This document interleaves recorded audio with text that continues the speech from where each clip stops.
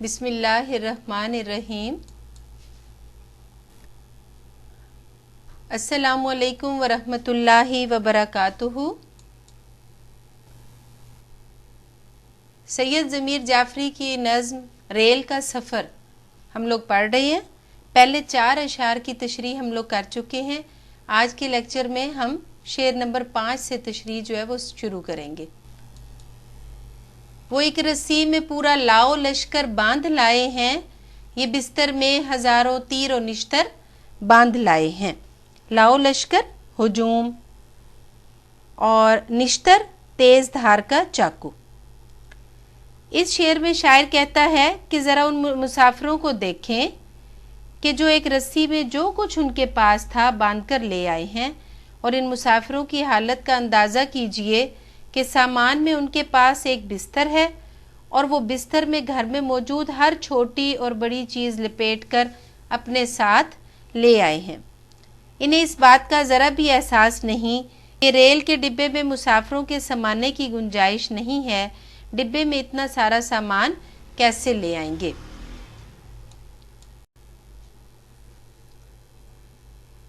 صراحی سے گھڑا روٹی سے دسترخوان لڑتا ہے، مسافر خود نہیں لڑتا مگر سامان لڑتا ہے۔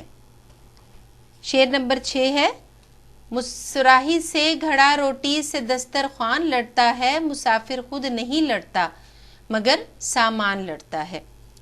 اس شعر میں شاعر کہتا ہے کہ ریل کے ڈبے میں سفر کرتے وقت مسافر اپنے ساتھ ضرورت سے زیادہ سامان لے آتے ہیں۔ بعض مسافر تو بے مقصد سامان اپنے ساتھ رکھ لیتے ہیں، انہیں اس بات کا احساس ہی نہیں کہ ان سے نہ صرف خود بلکہ دوسرے مسافروں کو بھی تکلیف ہوگی۔ یعنی جب سامان زیادہ ہوگا تو وہ خود بھی تکلیف اٹھائیں گے، اور ان کے ساتھ بیٹھے ہوئے دوسرے مسافر جو ہیں وہ بھی تکلیف کا شکار ہوں گے۔ کسی مسافر کے پاس صراحی اور کسی کے پاس گھڑا ہوتا ہے۔ گاڑی رفتار پکڑتی ہے تو پاس رکھی ہوئی یہ دونوں چیزیں آپس میں ٹکرانے لگتی ہیں۔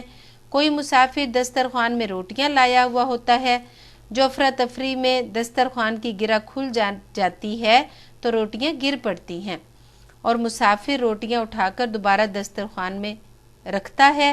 شاعر اس صورتحال کو مزاحیہ رنگ دے کر کہتا ہے کہ مسافر خود نہیں لڑتا مگر اس کا سامان آپس میں لڑتا ہے، سامان کی آپس میں ٹکریں ہونے لگتی ہیں۔ یہ افراتفری عجیب سما پیدا کر دیتی ہے۔ اب دیکھیں اس شعر میں ہم نے یہ دیکھا کہ جب غیر ضروری سامان رکھا گیا تو اس سے کیا ہے کہ خود بھی انسان تکلیف اٹھا رہا ہے اور ساتھ بیٹھے مسافر بھی تنگ ہو رہے ہیں۔ لوگ تو نہیں لڑ رہے آپس میں، لیکن سامان ٹکرا رہا ہے۔ جو سامان کی زیادتی ہے اس کی وجہ سے سامان ایک کا سامان دوسرے سے ٹکرا رہا ہے، اور یہ عجیب افراتفری کا سما پیدا ہو رہا ہے۔ وہ حضرت جو عوام الناس میں گھل مل کے بیٹھے ہیں، وہ حضرت جو عوام الناس میں گھل مل کے بیٹھے ہیں، رضائی میں وہ یوں بیٹھے ہیں گویا سل کے بیٹھے ہیں۔ عوام الناس کا مطلب ہے عام لوگ، گھل مل کر بیٹھنا، مل جل کر بیٹھنا۔ کچھ لوگ عام لوگوں میں گھل مل کے بیٹھ جاتے ہیں، وہ یوں ظاہر کرتے ہیں جیسے ان کی دوسروں سے برسوں سے آشنائی ہے، دوسروں کو برسوں سے سال ہا سال سے جانتے ہیں، لیکن وہ اپنے پاس کسی کو بیٹھنے کے لیے جگہ نہیں دیتے۔ سردی ہونے کی وجہ سے وہ اپنے اوپر رضائی اوڑھ لیتے ہیں، مگر مجال ہے جو کسی اور کو اس رضائی میں حصہ دار بنائیں۔ وہ تو رضائی میں کچھ اس طرح بیٹھے ہوتے ہیں جیسے وہ خود بھی اس رضائی کا ایک حصہ ہوں، جسے اپنے آپ سے الگ کرنا ناممکن ہے۔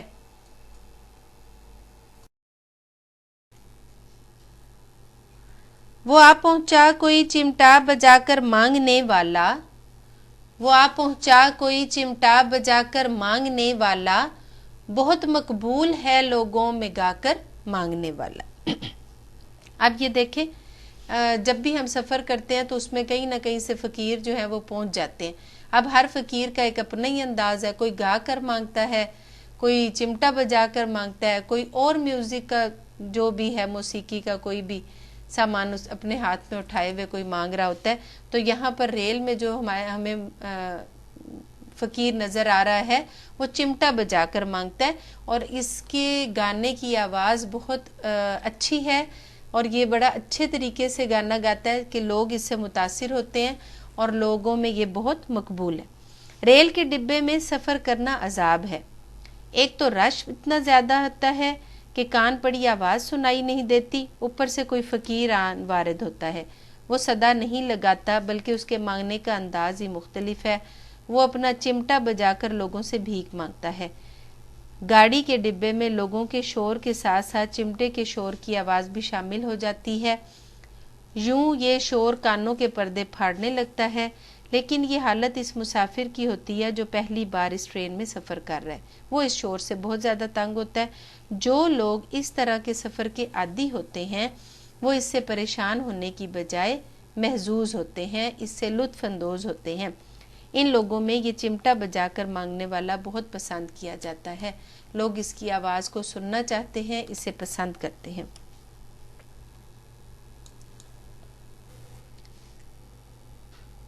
باہم یوں گفتگو میں آشنائی ہوتی جاتی ہے، لڑائی ہوتی جاتی ہے، صفائی ہوتی جاتی ہے۔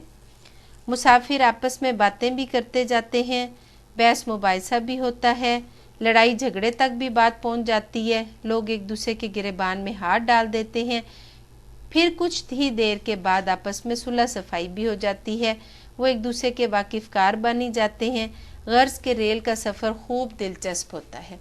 جب اتنا رش ہوتا ہے، اتنے لوگ موجود ہوتے ہیں تو اس میں یہ ہوتا ہے کہ لوگ آپس میں بعض دفعہ لڑائی جھگڑا بھی کرنے لگ جاتے ہیں، کبھی سیاسی گفتگو، کسی مذہبی ٹاپک پر شروع کر دیتے ہیں بات چیت، تو اس کا نتیجہ یہ نکلتا ہے کہ آپس میں لڑائی ہو جاتی ہے، کبھی گریبان پکڑ لیتے ہیں، کبھی بحث و مباحثہ ہوتا ہے، اور لیکن مزے کی بات یہ ہے کہ یہ لڑائی جھگڑا جو ہے یہ وقتی ہوتا ہے، تھوڑی دیر کے بعد اگر دیکھا جائے تو یہی مسافر جو ہیں آپس میں صلح صفائی کر لیتے ہیں اور اچھے طریقے سے اپنا سفر جو ہے وہ گزارتے ہیں۔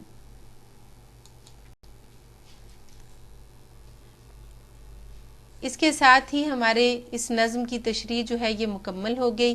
مجھے امید ہے کہ آپ لوگوں نے بہت اچھے سے تشریح کو سمجھ لیا ہوگا۔ تشریح ساتھ ساتھ نوٹ کر لیں، یاد کر لیں، اور اگلے لیکچر میں انشاءاللہ تعالی میں آپ کو اس نظم کی ایکسرسائز کرواؤں گی۔ اپنا بہت خیال رکھیے گا، دعاؤں میں ضرور یاد رکھیے گا۔ اللہ تعالیٰ آپ سب کو، آپ کے گھر والوں کو اپنی امان میں رکھے۔